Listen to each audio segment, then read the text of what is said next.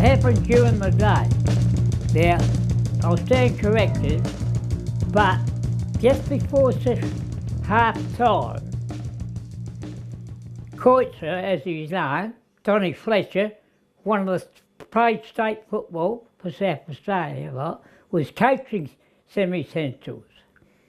And Bobby Whelan, our hitman, or one of them,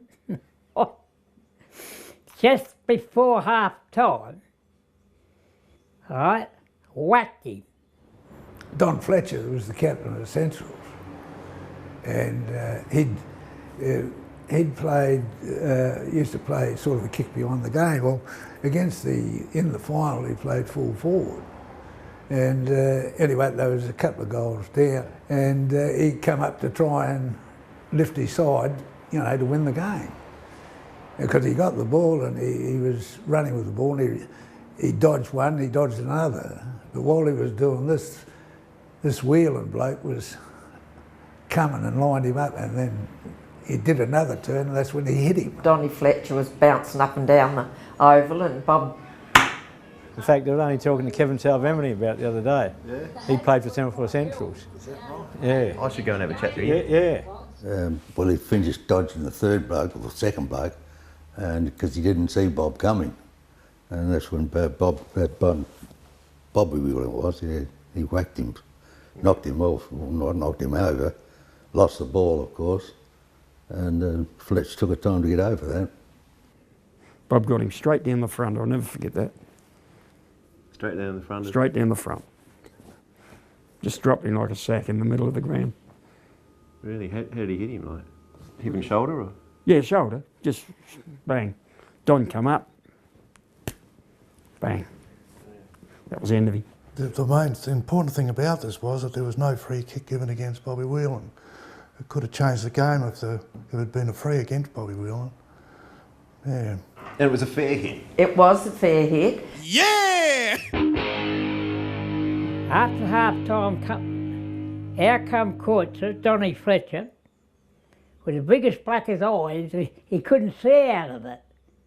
So that, in my opinion, virtually won us the grand final. Well, it lost the game for us, I suppose, because Fletch was trying to lift us, but he just couldn't, and he was buggered.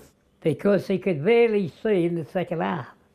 So that effectively took one of them, and he was playing captain coach. Yeah, that was the thing, Don Fletcher, yeah. Because Whelan, how it instigated earlier in the year, because Don used to play a keep you on the game. I got Bobby Whelan, and I said, look, wherever he goes, you go. Don't forget. About half an hour later, they both come in, they both got blood. And I'll get you. But that was part of it, and I think that helped us in our final too. You know, because it probably changed their plans a little. Were there any reports in those days? No, not that day. There would have been that night if there was an umpire at the grand final turnout. There's players flying everywhere. Semaphore Centrals had a big do arranged down at the Palais. Well, in any case, they didn't win it. We won it. And we had nothing at the club arranged for the evening, so they decided that they'd try and see if they could get into the Rosewater Bowling Club. And my husband's mother and father both played bowls there. So, all right, we go over to the Rosewater Club, right? Hide that for the night, right? She's on for young and old, you beauty. So, up come representatives from the Semaphore Central, our opponent for the day, on behalf of their club, to wish us all the best on beating them that day and going premiers. We all said, oh, well done, yeah, that's got quite a lot. But now, Donny Fletcher's wife, right, and Bobby Whelan's wife, right, had words. Evidently, Mrs. Fletcher had a go about belting the hell out of her husband.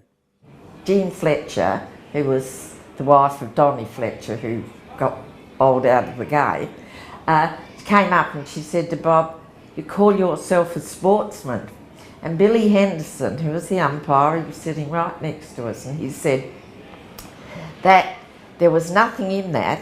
I would have been the first one to penalise Bobby, that's what he called him, if he'd done wrong. But he said it was a fair bump. I said to Bob, they're not worth it, don't get involved. Because winners are grinners. Yeah, too right. You still gritted? Oh, yeah. And that was Cadillac. But with that, the two men stepped in. Sorry, Donny wasn't there, right? There was a jacket called Billy Shea. Now, who was the other man that... It's me. Well, there's a few of them. How many came up? Oh, more than two. All hell broke loose. Yeah, if someone whacked me. I was talking to Stinger Beats and Gary Taylor, and I got whacked from behind. He king-headed me. And it was Clary's brother, Billy, because he was a bit of a nut. And down I went, because then it was on. We had a good crowd. It's only a small place, right, really. So they all spilled out onto the bowling green. Now the women had stiletto heels on. See, in those days they usually got high heels. That was the common. And then the men had leather-soled heel shoes on, still throwing punches, right? Oh! Throwing them from their backside. Now, when the curator went round the following morning, and he took one look at the bowling green, there was holes 3 and 4 inches deep in it, right? All over it, and you know how finely cut and all that is, right? They had to work like hell to be able to play for the next game, right? So we were promptly barred for life. Rosie's got banned from the bowling club. Oh, yes, yes. Yeah, because of that. It ended up a pretty wild old night, as was the case with Rosewater in those days, because they were known as a bit of a wild club. For some reason, I don't know why, but Billy Christensen ended up getting stuck into one of our, Liberty. Uncle Fred. And he went to the brawl started, poor old man was down on the ground, the other bloke was into him. Hey, he said, it's your poor old dad you're hitting. It was his son in the brawl. Is that what you were talking about? Oh, see, in the same way, it was hysterical. Once the dust settled, a week later. Well, I can remember Billy Christensen. I can remember a lady coming up with a jug with a jug to get a beer, and he got the gun and shot it all over. What, that night? That night at the grand final.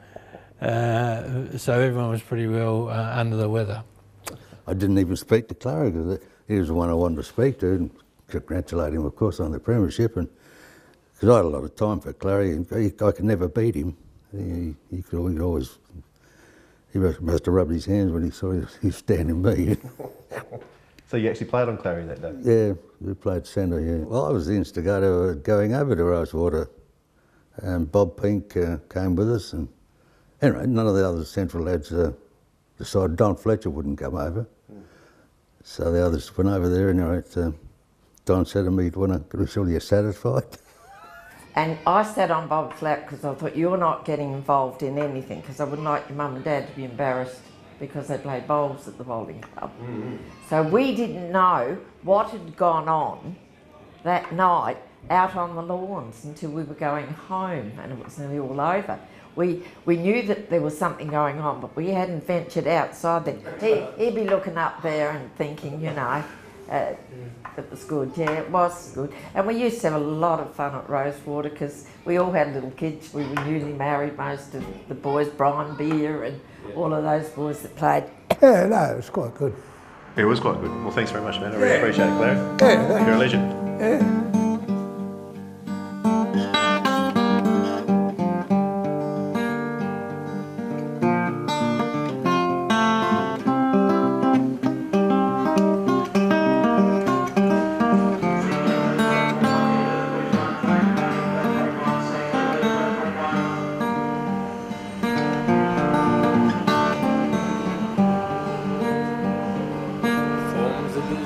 waiting. Jury's still out sitting. Sense of duty keeps us all in motion.